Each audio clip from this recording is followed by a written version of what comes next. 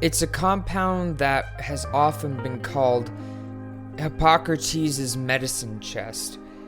It's been said to cure inflammation, reduce stress and constipation, ameliorate arthralgia and myalgia, headaches, fever, renal disease, epilepsy, minor dermatitis, stress, and even HIV and AIDS. This miraculous wonder drug is actually berries from 30 different species of plant called elderberry. I'm sure most of you out there, including myself, have seen this in any health food store added into herbal remedies for a variety of different diseases, illnesses, and chronic or acute illnesses. But all of these claims, do they actually hold up to modern science?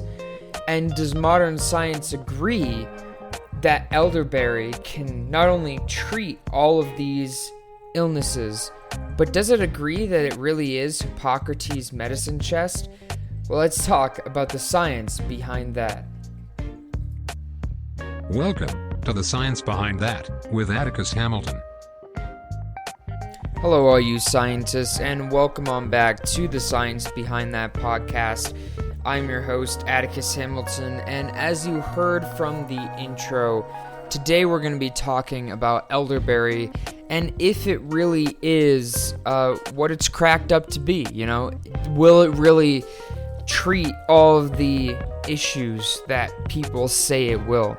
But before we jump into today's episode, I invite all of you to go pour yourselves a nice cup of coffee, add a little bit of maple syrup in it, not too much, just a little bit to bring out those autumn flavors, and we'll jump right in to today's episode. So now that you guys have that done and you have your steaming hot cup of coffee in front of you, let's get right into it. So today's episode was very hard for me to sort of do because there's a lot of information here. And so because of it, I've split it up into 3 rough sections. First is what are the actual claims made about elderberry, and there's a lot of them. Second is what is actually in elderberry that may or may not contribute to these medical claims, that will make them valid or not. And then third is what are the actual benefits medically of elderberry, and there are a couple there. So let's get right into it. Starting off, what are the claims made about elderberry? Well, there are a lot. People claim that elderberry can treat inflammation. It can reduce stress, reduce constipation, joint and muscle pain, headaches, fever, renal issues, epilepsy, minor dermatitis, stress, HIV, and AIDS. And even then, there are still more things that people claim that it can do. Now, elderberry is not a new thing, and elderberry isn't one berry. Elderberries are from around 30 different species of plant. So there's 30 different species of plant roughly that produce elderberries. And it's been mentioned in literature for a very long time. In the intro, the little comment I had about it being called Hippocrates' medicine chest, that was an exaggeration. That's exactly what Hippocrates called the elderberry tree in ancient Greece, was his medicine chest. And so claims about its effectiveness have gone back for a very long time. Now, when I was doing this episode, I definitely did a lot of research myself into it because there are a lot of claims, but I had a sneaking suspicion that the pharmacological, ability of elderberry was going to be in a similar fashion to other things we've discussed, i.e. antioxidants. And so let's jump right into that. So what actually is in elderberry? We have polyphenols, anthocyanins, flavonols, phenolic acids, proanthocyanins, terpenes, and lectins. And so for the sake of this episode, we're actually only going to really talk about 2 of those polyphenols and flavonols. And the reason is because those are really the only two things in elderberry that appear to do anything. And so that's what we're going to talk about today. So what are polyphenols? Polyphenols are a class of compounds, naturally occurring organic molecules that are composed of, you guessed it, phenol units. And they are found in plants. And so including within this class of molecules, you have flavonoids, phenolic acids, ligands, and stilbenes. And there are more than 8,000 different types of polyphenols that have been identified to date. And the big claim to fame of polyphenols is their antioxidants.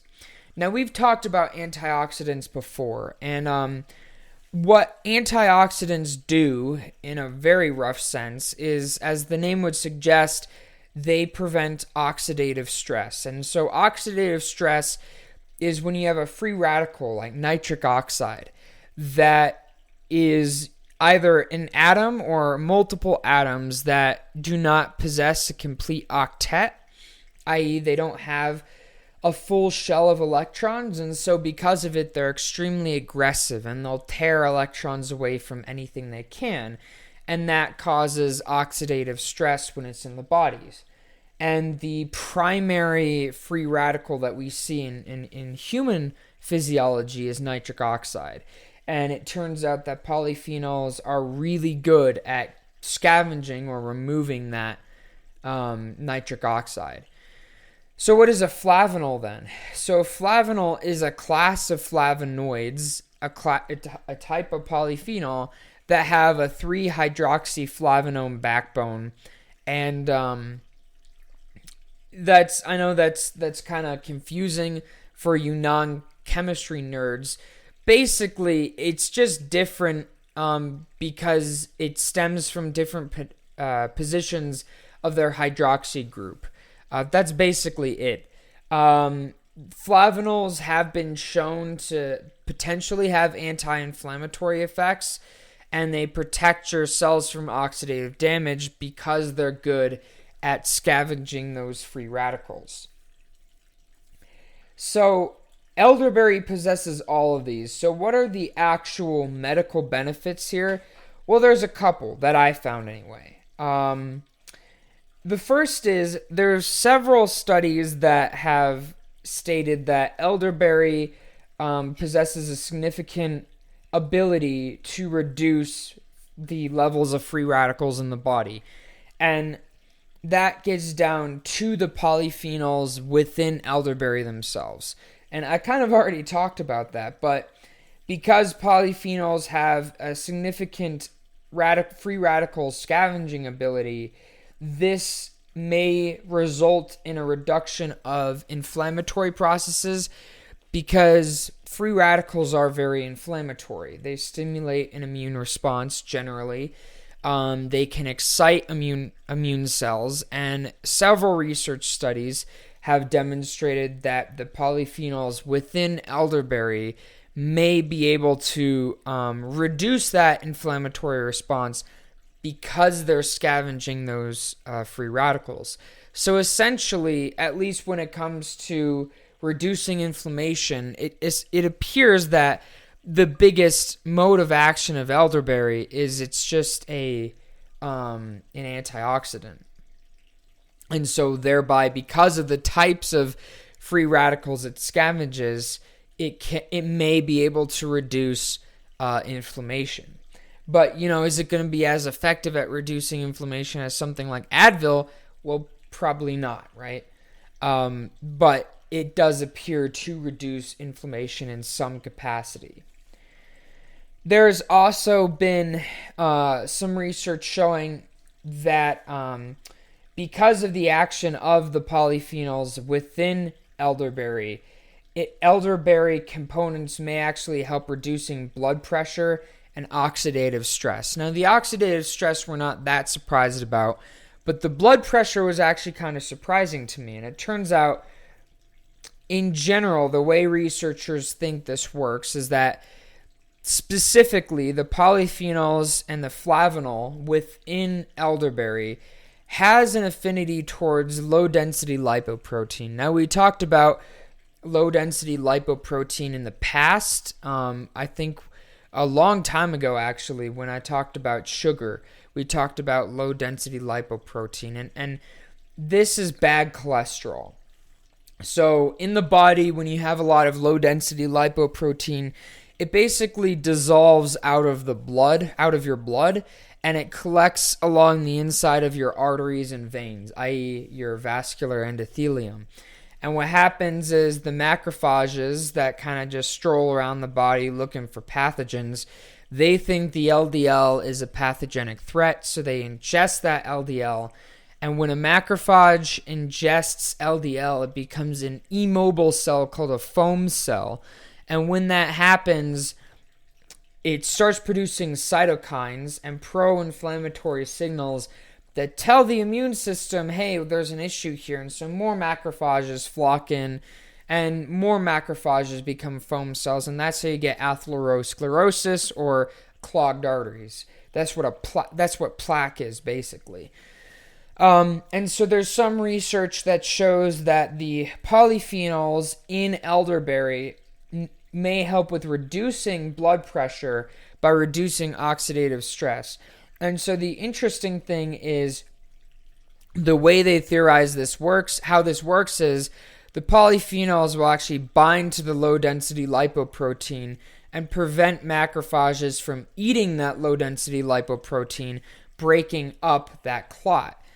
Additionally, there's also research to suggest that the polyphenols in elderberry are, in a sense, inhibitory towards various cytokines. There's a variety of different cytokines out there, and I'm not going to list them because we'd be here all day. But there is literature to suggest that the polyphenols within elderberry actually possess some sort of ability to reduce expressed levels of various cytokines that would thereby result in less immune response. And so in the case of plaques, that would be very useful because, the fewer macrophages you have eating the LDL, the less foam cells you have, and the less foam cells you have, the less severe plaques in your arteries you have. And of course, then reduction of oxidative stress, well, that's kind of a give me because, polyphenols are free radical scavengers, and so it would make sense then that they're able to reduce the levels of free radicals in the blood. And particularly the polyphenols within elderberry, it has been shown that they possess an ability to sort of almost completely spread through the vascular endothelial wall of the arteries and the veins.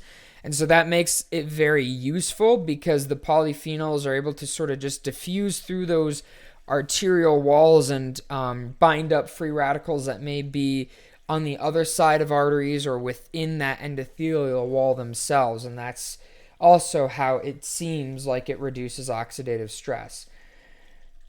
And, that's also kind of how I think they got the idea that it's better for your heart, because this research suggests that elderberry reduces plaque formation, and so therefore the heart doesn't have to work as hard, and the likelihood of a myocardial infarction or a heart attack becomes less likely. If you have low blood pressure, it's less likely that you'll have a heart attack than if you had high blood pressure.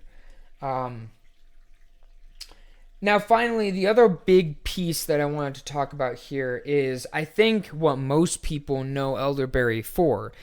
I think most people, when they think of elderberry, they think infection, like flu or cold. If you have a flu or a cold, you take elderberry tea.